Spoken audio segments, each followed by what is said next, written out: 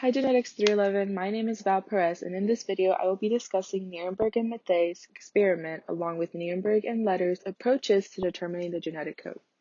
Marshall Nirenberg dedicated his research career conducting experiments to show that RNA could be the main factor driving protein synthesis. Both Nirenberg and Mathaei were the first ones to discover that a specific RNA sequence codes for a specific amino acid. They performed their experiment on May 15th of 1961, and their experiment essentially deciphered the first of the 64 triplet codons in the genetic code. In their experiment, they took poly-U, or a string of linked uracils, and added a cell-free extract, which is the inside contents of the cell. Although the cell is ruptured, these cell contents can still synthesize proteins when in the presence of the correct kind of RNA.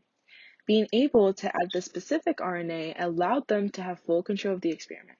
So they used the cell-free extracts of E. coli cells along with 20 different test tubes filled up with a different amino acid.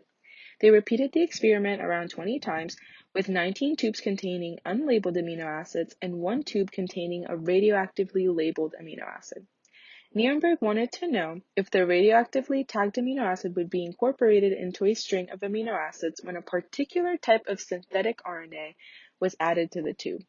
What they understood from this experiment was that the synthetic RNA made from chains of uracils instructed the chain of amino acids to add phenylalanine.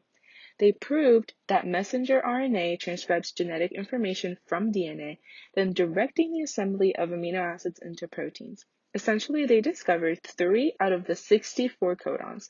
The codon UUU, which coded for phenylalanine, the codon AAA, which coded for lysine, and GGG, which did not code for anything. So Nirenberg and Philip Letter conducted a follow-up experiment to come up with the triplet nature of the genetic code and essentially decipher it. So in this experiment, they used very short mRNAs that had all sorts of codon combinations and added them to a mixture of ribosomes, along with 20 tRNAs attached to amino acids, with one of them being radioactive. Binding was allowed to occur, where the ribosomes binded to the mRNA and the tRNAs were specified by the mRNA. The mixture was then passed through a nitrocellulose filter paper to filter out the unbound amino acids. So the tRNAs that were paired up with the ribosome-bound mRNA got stuck in the paper, while the unbound ones passed right through it. From this, they concluded that the filter paper was radioactive if the trinucleotide codes for the radioactive amino acid. So in this image, we can see these conclusions. When an mRNA with GUU was added to the tRNAs on the filter paper, they would bind to valine. Therefore, the codon GUU was said to code for valine.